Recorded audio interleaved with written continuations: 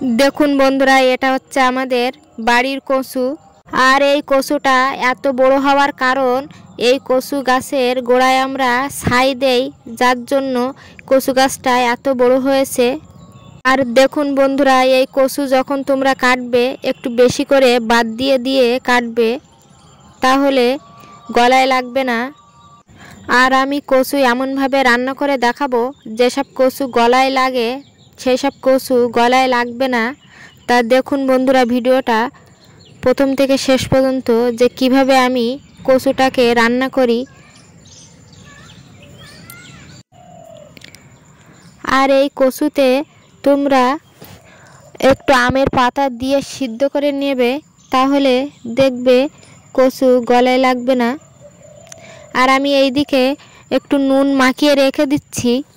নুন মাখিয়ে রেখে দিলে দেখবে জল জল হয়ে গেছে, তখন ভালো করে ধুয়ে নেবে। আর এইদিকে দেখুন জাপানি পুঁটি মাছ, এই জাপানি পুঁটি মাছ দিয়ে আমি কচুটাকে রান্না করব।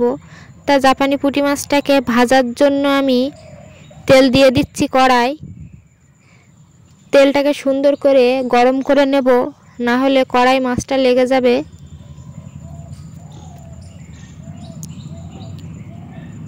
তা দেখুন বন্ধুরা, আমি একটা একটা করে তেলের উপরে ছেড়ে দিচ্ছি, দিয়ে সুন্দর করে লাল লাল করে ভেজে নেব।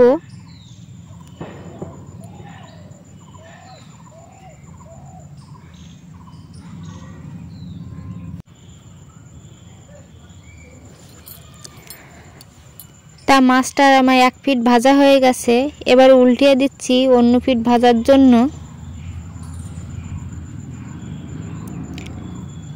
মাছগুলো আমার সব ভেজে রেডি করা হয়ে গেছে। এবার আমি তরকারি বসানোর জন্য কড়াইতে তেল দিয়ে দিচ্ছি। আর পেঁয়াজ, আদা, রসুন, লঙ্কা আর টমেটো কুচি আমি কেটে রেডি করে রেখেছিলাম, তা দিয়ে দিচ্ছি ফোড়নে। পেঁয়াজ, লঙ্কা আর টমেটো কুচি দিয়ে ভালো করে আমি লাল লাল করে কষিয়ে নেব। আর এদিকে দিয়ে দিচ্ছি আদা বাটা।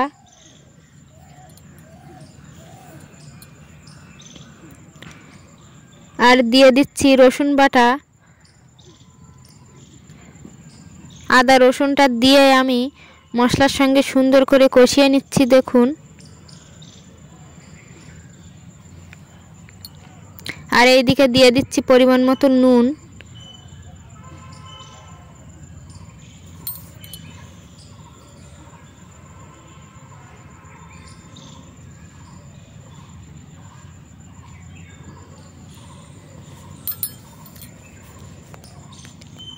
দিয়ে দিচ্ছি পরিমাণ মতন হলুদ।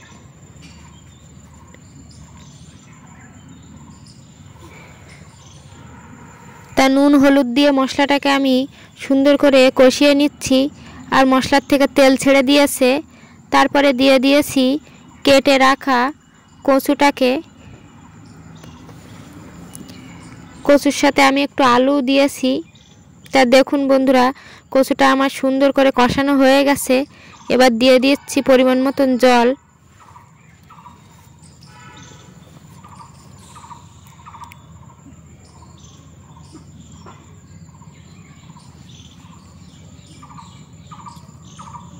আর 10 মিনিটের জন্য আমি ঢেকে দিয়েছি। আর দেখুন ঢাকনাটা তুলে দেখছি কচু সিদ্ধ হয়ে গেছে কিনা।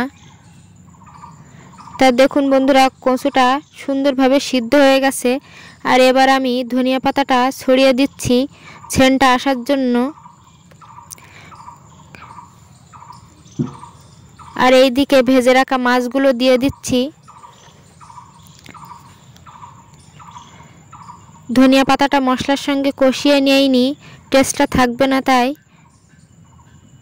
আর এইদিকে আমি রাঁধুনি বেটে রেখেছিলাম, আর রাঁধুনি বাটাটা দিলে রেডি হয়ে যাবে জাপানি পুঁটি আর কচুর তরকারি। তা ভিডিওটা ভালো লাগলে লাইক, কমেন্ট, শেয়ার আর সাবস্ক্রাইব করে দিবেন।